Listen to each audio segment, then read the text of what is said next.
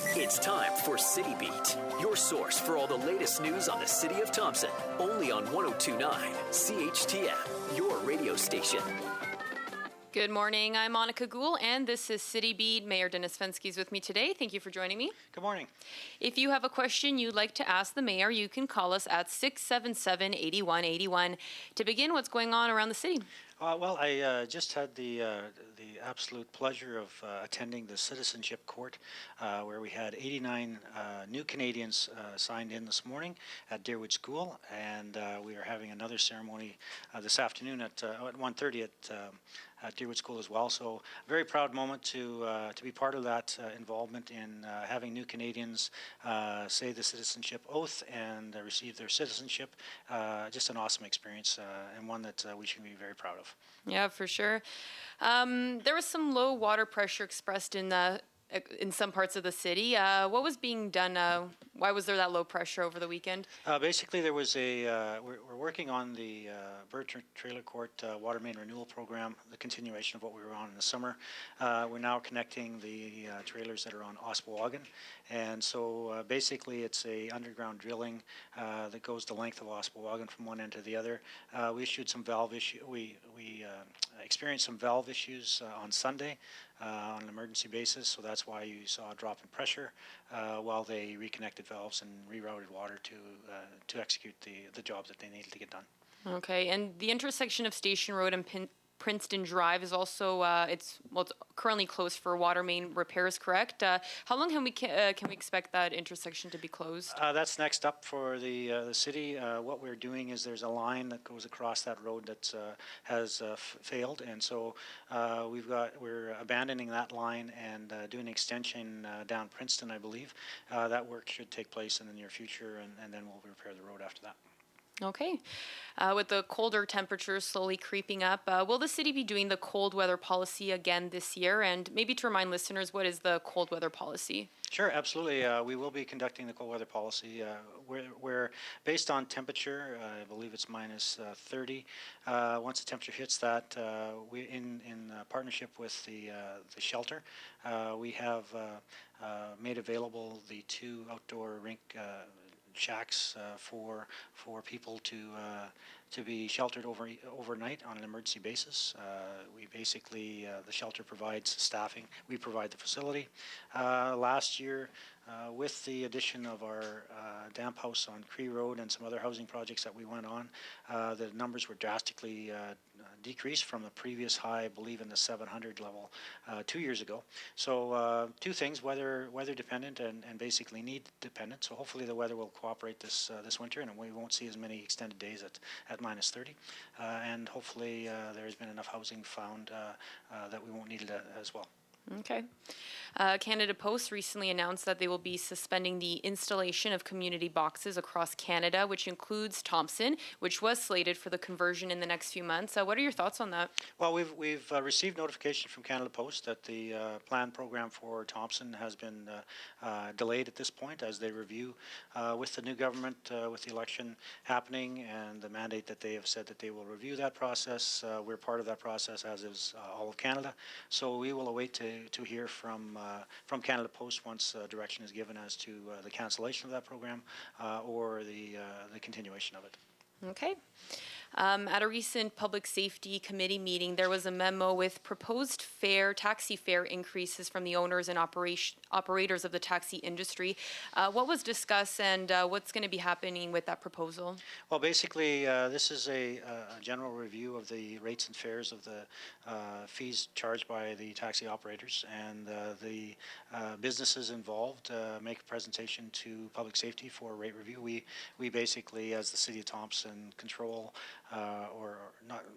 We provide the approval of those rates, and so the process is being followed in that the businesses and the industry has come to Public Safety with a recommended rate increase. Public Safety will review that, make a recommendation to Council. Council will then adopt or not adopt those rates as proposed at a future Council meeting. You made some mayoral proclamations for next month. Can you tell us what they are and Sure. The one I have in front of me is for the Diabetes Month, and by virtue of the authority vested in me as the Mayor of Thompson, I hereby proclaim the month of November 2015 as Diabetes Month in the City of Thompson. Okay. There's going to be, you mentioned public budget consultations last week. When will those be happening and how do those work? We're actually just looking at a schedule. It will be, I believe, the first week in December. We're trying to improve on the public consultations, also introducing the electronic side of consultations through surveys. We did have had in the past public meetings at the various elementary schools. Turnout hasn't been great, so we will be having a kickoff public consultation meeting, I believe the first week in December, and it will be at the TRCC in the multipurpose room. And that time we will also announce the survey that we want to put out to the general public that they can answer electronically to help us through the budget process, which starts next month and usually concludes around the end of February.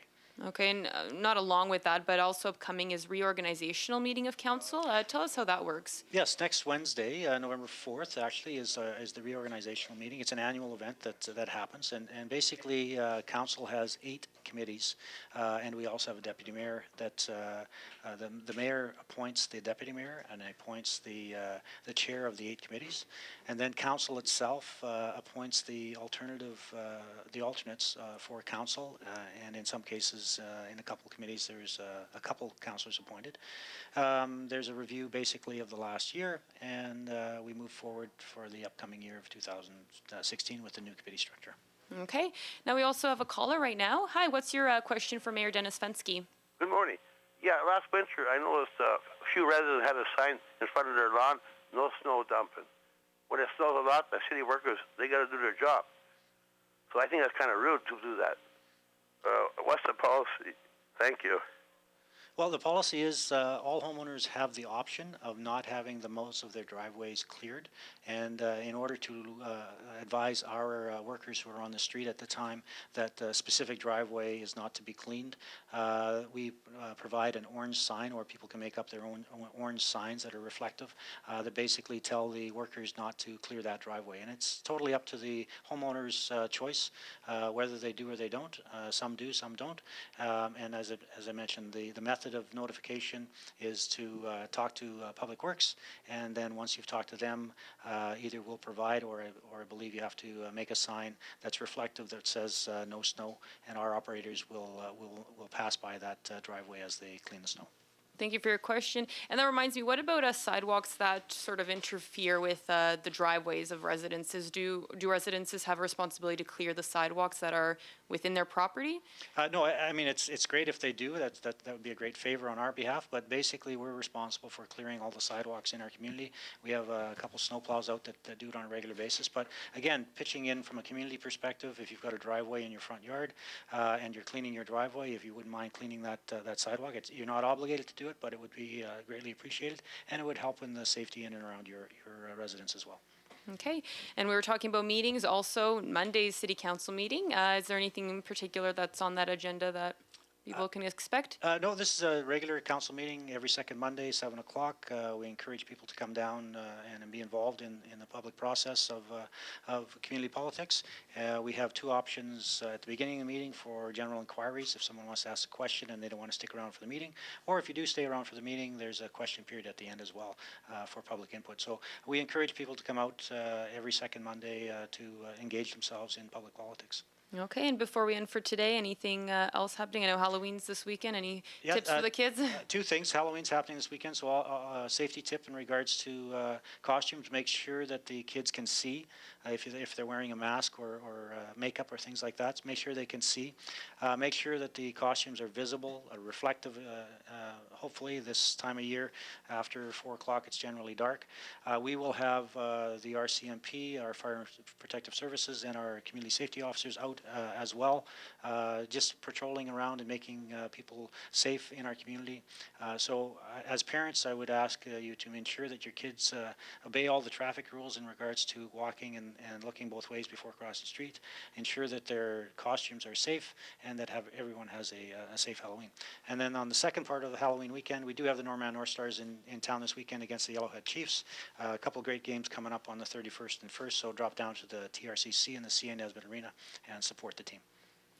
That's this edition of City Beat. Join us next Thursday around 11:30 for more on what's happening around the city and City Hall. For 102.9 CHTM, I'm Monika Gul. City Beat will be back next Thursday morning.